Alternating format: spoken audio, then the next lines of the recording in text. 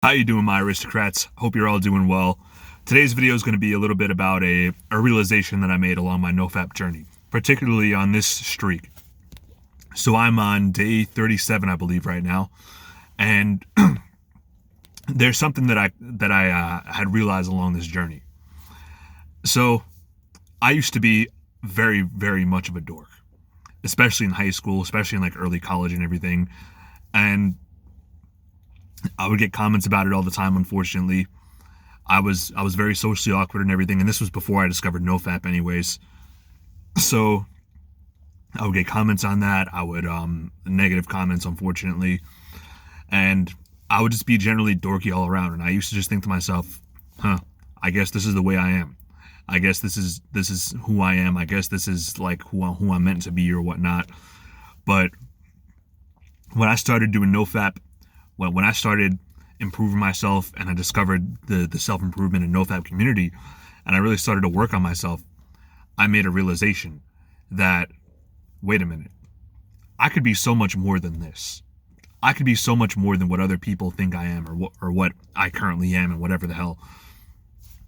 And so I kind of made a realization that you have two versions of yourself: your lower self and your higher self. Your lower self is the version of you that it's kind of like the character that you concocted for yourself here on Earth, the character that you made for yourself here on Earth and whatnot throughout all your years of life. But your higher self, it's who you can be. It's who God intended you to be. It's who God put you on this earth to be. And in order to get to your higher self, you have to be in tune with God. You have to be in tune with self-improvement and everything like that. You have to be in tune with the world around you. And you really have to make these realizations that you have a lot to change about yourself. It's all about balance, guys. It's all about balance. It's all about realizing a mistake when you make it and fixing that mistake. In my case, I was I was pretty dorky. Yeah. I had social anxiety and everything. I wasn't dressing the right way. I wasn't talking the right way. I wasn't very articulate. I was still quite intelligent back then, but I wasn't that articulate, that much I'll say. And once I discovered NoFap, and once I got on that journey of self-improvement and trying to better myself, I got more confidence. And that confidence helped me improve the rest of my life.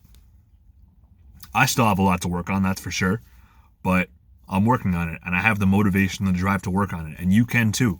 You can too if you come on this journey.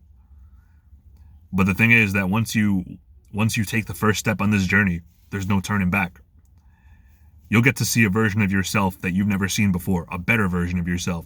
And once you do that, you're not going to want to turn back.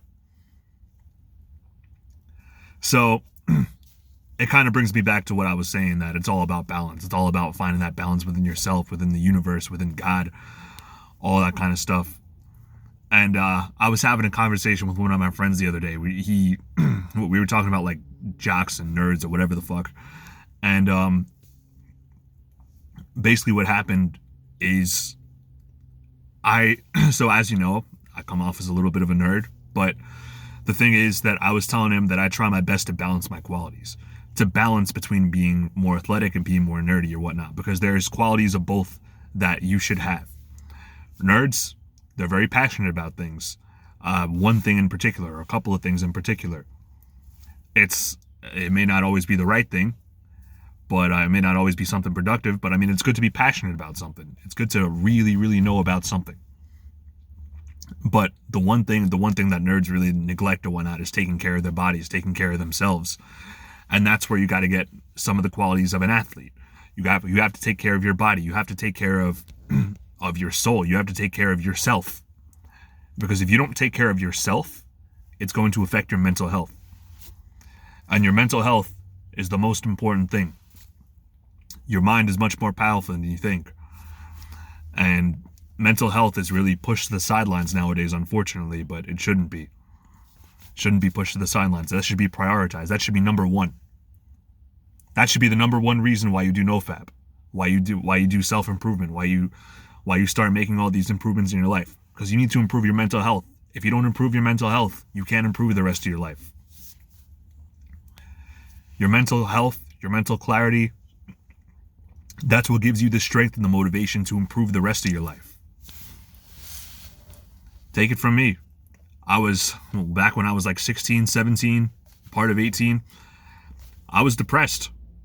I was really down and out. I felt cheated. I felt like down on my luck and everything. I'm like, oh, I'm never gonna get a girlfriend. I'm never gonna be this. I'm never gonna do that. But I mean, it all came with a switch of mindset. When I was 19, that's when I first discovered NoFap and self-improvement and everything. And once I embarked on that journey, my mindset changed. My mindset really changed for the better. I saw what I could be. And I'm still working on that now. Hell, I'll even give you a little bit of a more recent example. My work ethic was very crappy up until very recently.